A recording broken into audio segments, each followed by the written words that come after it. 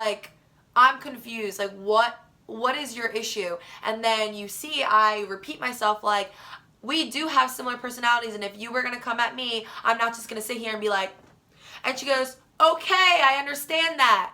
So if you understand that, then what was the issue? The way I said it? Because what I said is the same exact thing I said from the first time I talked to you, the second time I talked to you, and the third time I talked to you. Like, so I'm not gonna sit here and argue and yell. In that scene also, you see that I'm like, so why are you coming to me now? That's what I said. Because I was confused as to if she had a problem with what I said, why did she wait until hours after the truth booth and after she got drunk to come and say something to me? Like, that was the order of the way things happened. But MTV did not show it that way. So MTV showed it as the fight that me and Kenya had was before the luau party. Let me repeat that. The fight that me and Kenya had was before the luau party. So the luau party, I remember I went to the confessional and I was like, I know tonight is going to be filled with drama because of what just happened. And I said, I was suited up with armor because I know she was coming for me. But once she said, fuck you, and then all ties are out of the picture. I don't have to sit here and respect you at this point. When you come to my face and say those things, and that is why I was dancing with Tevin. That is why I kissed Tevin again. Like, it didn't happen the way MTV portrayed it. It all happened in a different order. To kind of finish this all off, I know on social media there are a lot of people that are constantly commenting on my pictures, tweeting to me, DMing me negative things. They're her fans that are coming to me and saying negative things about me, saying, why am I so obsessed with her? Why am I so whatever? But this is my first time, other than on the third week episode, I was live tweeting and I decided to tweet 2 times about Kenya. But my name has been in Kenya's mouth since before the show even aired. There were a lot of, actually it kind of surfaced only for like 2 days. That was like a big thing. People scrolled down to like tweets from 2014 on my Twitter and saw that I was using the N-word very loosely, like as if it was a noun.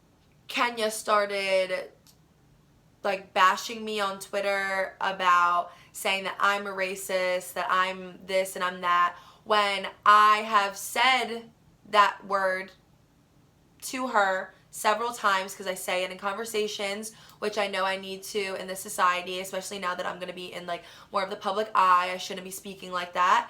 But I said it in front of Kenya, Quasi, Asia, Bria, all of them.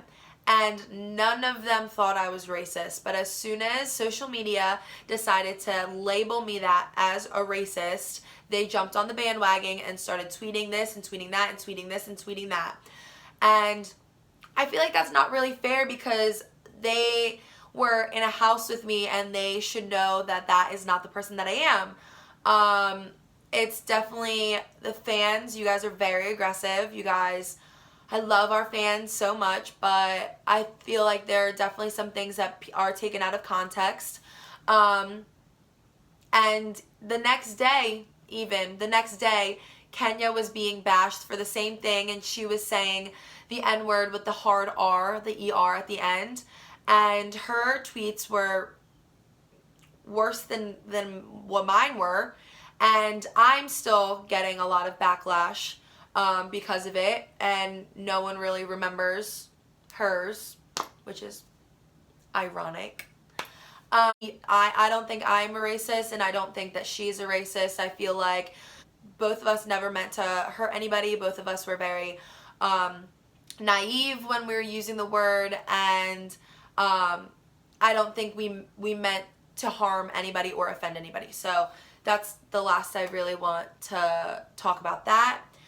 I do want to say, like, people keep saying, like, I'm obsessed with her and why do I keep talking about her?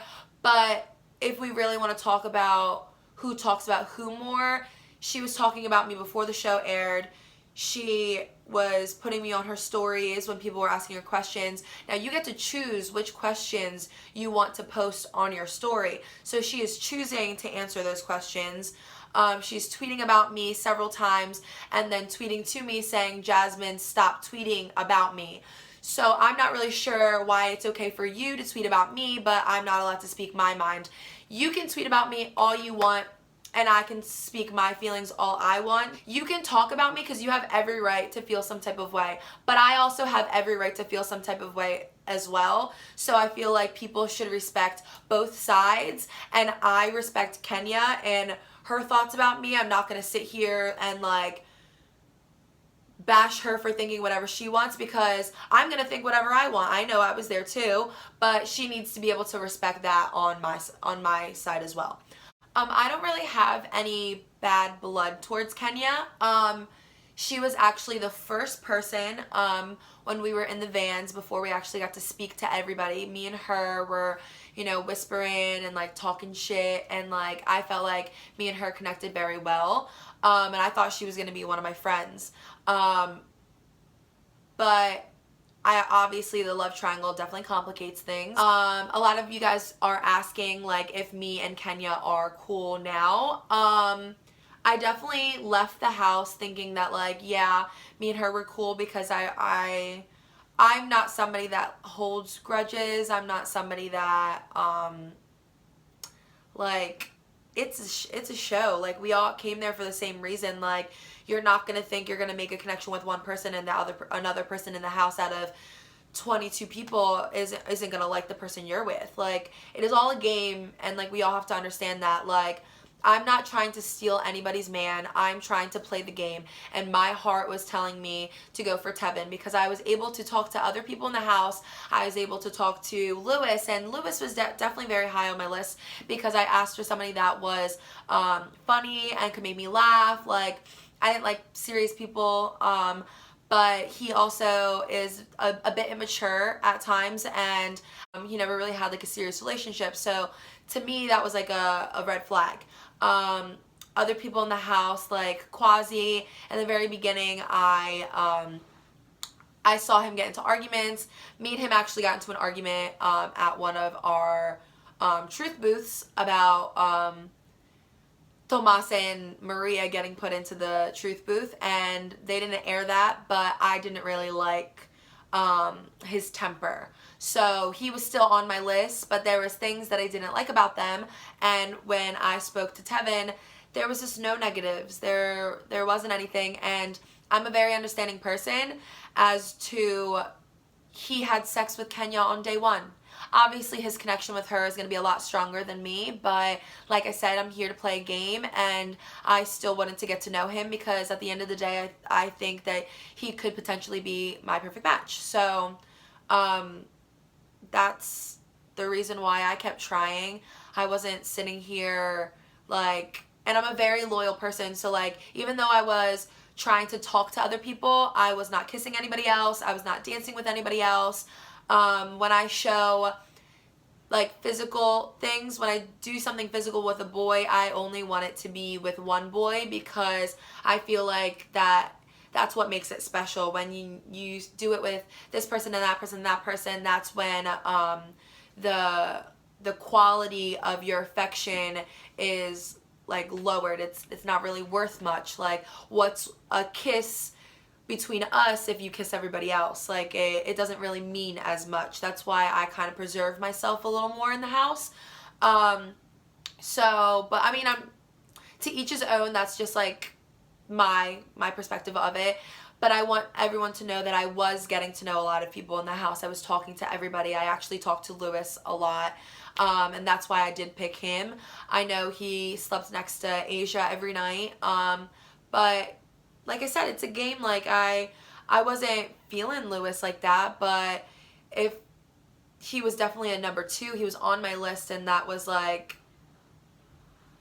just somebody that I picked because Tevin was taken. So this whole video kind of sounds like a big Kenya fest, but most of the questions that you guys are asking me are about the drama between me and her.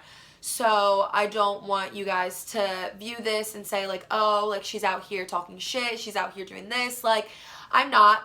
I just would like you guys to know my side of the story of what is going on between the love triangle with me, Kenya, and Tevin. And I hope that after this that you guys at least have another side of the story to choose what you believe and what you don't believe. Like, it doesn't really matter to me. I just wanted you guys to be able to hear it from me. No, that was a lot to sink in. This was 1, 2, 3 weeks.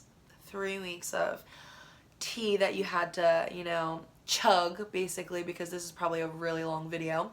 But I will be doing a video every week on each episode on behind the scenes things that you guys weren't able to see, my opinions on things. Okay, so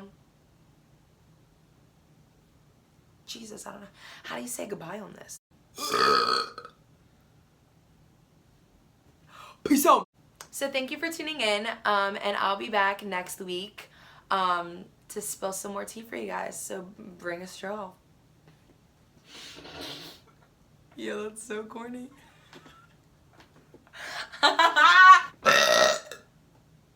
Yo, I sound like the fucking duck from, ever seen Jimmy Neutron? It's like,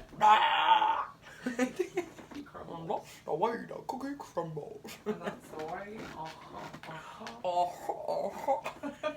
That's it for today's tea with Jasmine Rodriguez. Fuck. And that's all the tea for today. Tune in next week to find out more tea that the exes bring, as if we don't have enough drama. Wait, I fucking hate that. And that's all for now. Ugh. As if our house isn't filled with drama already. Let's see what they bring. I fucking hate every ending that I do. God.